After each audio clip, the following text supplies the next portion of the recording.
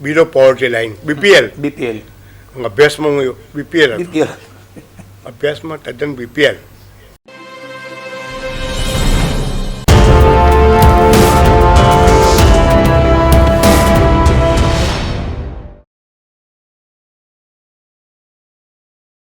વિનોદભાઈ, વચ્ચે આપે કહ્યું કે તોફાની છોકરા તરીકે મારી છાપ હા, બહુ જોરદાર. એ હું તમને આખી મારે એક થોડી ડિટેલમાં વાત કરું છું. હા, કારણ ટાઈમ તમે બહુ છે એમ કહું એટલે પછી મારી પાસે ટાઈમ છે કે છે નહીં આપણી પાસે. પૂરો આપણે એ જ કરવાનું છે. કારણ કે જ્યારે માણસ શું કહેવાય એને નિવૃત્ત થાય પછી એને સમય પસાર કરવાનો સવાલ હોય છે. તમારો આભાર તમને બોલાયો અહીંયા કે જે જીવનના 2-3 કલાક સારા, એટલે મારા માટે તમારી ખબર નથી શું થશે તમારું પ્રેક્ષકોનું બધાનું. હું મારી વાત કરું છું.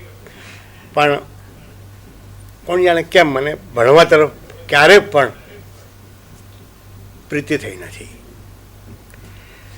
એવું બનતું કે અમે ઘીઘાંટા રહીએ નવતારની પોળમાં, હું ઊભો હોઉં અને ઘરની નજીક સ્કૂલ 3-4 મિનિટ થાય ચાલતા જઈએ તો, ફૂટપાથ પર ઊભો હોઉં અને કોઈ રાયબોમ્બો જતો હોય સ્કૂલની દિશામાં, અંદર આનંદ થાય ક્યારે ક્યાં બાત હે, નક્કી સ્કૂલમાં આગ લાગી હોવી જોઈએ.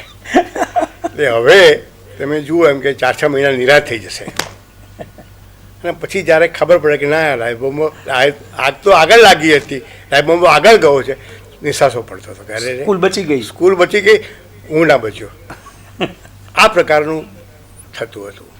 કારણ કે ભણવામાં હું અતિ નબળો. આપણે કહે છે ને કે અત્યારે ગરીબી રેખામાં ભારત જે રીતે જીવી રહ્યું છે, બિલો પોવર્ટી લાઈન, બીપીએલ. બીપીએલ. અભ્યાસમાં હું બીપીએલ હતો. બીપીએલ. અભ્યાસમાં તદ્દન બીપીએલ. ને પરીક્ષાનું પરિણામ જોઈએ ને તો ક્યારેક કોઈ વિષયમાં 27, કોઈકમાં 32, કોઈકમાં 33 એવા બધા માર્ક્સ આવે. પણ મારા સદભાગ્યે મારા સગા મામા મારી સ્કૂલમાં ટીચર હતા.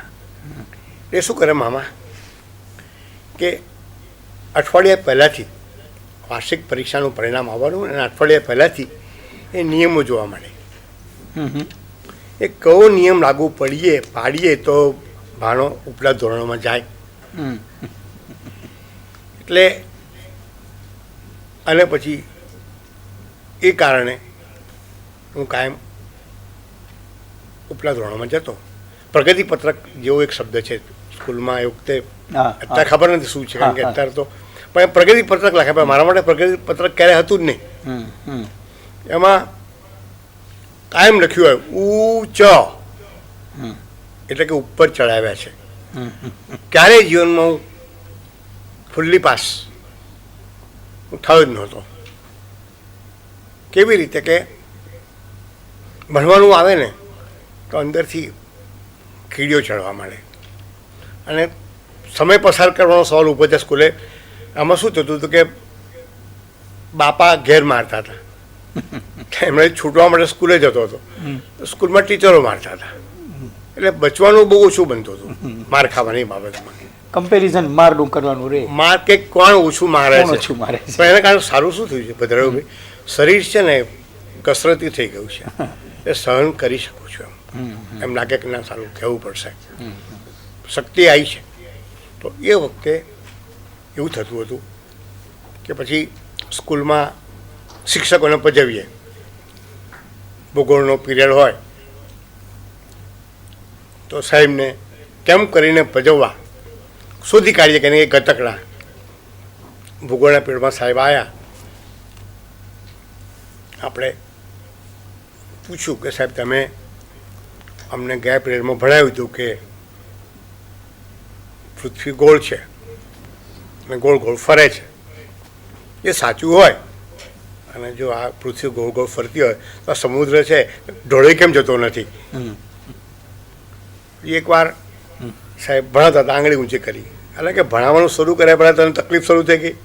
હું સાહેબ એક પ્રશ્ન છે પૂછો. સાહેબ ધારો કે મારે અમેરિકા જવું હોય તો પહેલું સ્ટેશન કયું આવે સાહેબ? મારે જાણવું છે. સાહેબ કહે છે એ આપણા કોર્સમાં નથી. હમ. હું સમજી ગયો કે અમને આવડતું નથી. એમ કહું સાહેબ મારે જ્ઞાન સમૃદ્ધ થવું છે સાહેબ, હમ. મારે જાણવું છે સાહેબ, મને કહો. સાહેબ મને પૂછે છે કે તારે ખરેખર અમેરિકા જવું જ છે? વાહ સાહેબ, ચાલે એવું નથી? ના સાહેબ. તો પહેલાં મુંબઈ આવે યાર. ખોટું સાહેબ, પહેલાં મણિનગર આવે. એટલે ક્લાસ આખો હશે અને સારું લાગે આપણને કે ચાલો સાહેબને બી કહેવા આપણે પજવીએ છીએ. પછી થાય શું કે જ્યારે ઇન્સ્પેક્શન આવે ને અને આગલે દાડે સાહેબ આવે, ખભે હાથ મૂકે અને કે વિનોદચંદ્ર, આપણે એવું લાગે ખભે હાથ મૂકે એમ કે વિનોદચંદ્ર કહે એટલે સસરા બોલાવતો હોય ને એટલા આદરથી એમ, વિનોદચંદ્ર આવતીકાલે ઇન્સ્પેક્શન છે, તમે ના આવશો. વાહ. એ કારણે અમારે 2 રજા મળતી હતી, ઇન્સ્પેક્શનની, બીજે દાડે એના માનની. એ રીતે મારું ભણતર ચાલતું હતું. અને તો પણ ભદ્રાભાઈ તમને જાણીને આનંદ થશે કે હું મેટ્રિકમાં પહેલી વાર મામાની મદદ વગર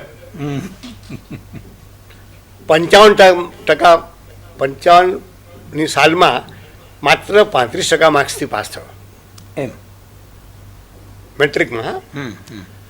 તો મારી બા ખેલી થઈ ગઈ કે મારા પપ્પાને કે તમે જુઓ આપણો વિનિયો મેટ્રિકનો ખાડો કૂદાઈ ગયો. ખાડો ગોતે. તો હવે આપણે છે ને એક કામ કરો, એક પોળમાં આઈસ્ક્રીમની પાર્ટી રાખીએ. ફાધર કહે છે વિચાર તો કરો, આ તમારો છોકરો, અમારે ત્યાં એવું કે સારું કરો તો મારો છોકરો, ખરાબ કરે તમારો છોકરો. તમારો છોકરો.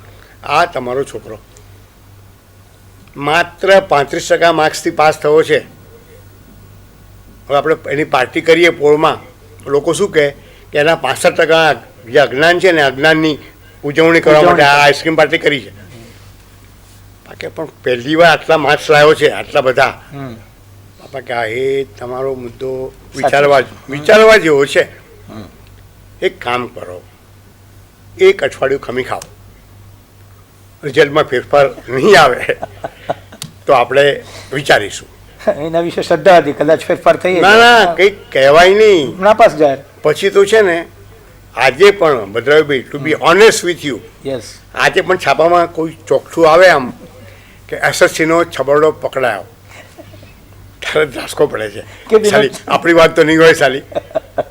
આ 1955ની વાત છે, તો પણ એમાંથી હજુ અંદરથી એ ભય ગયો નથી કે આપણે કેવી રીતે પાસ થઈ જઈએ.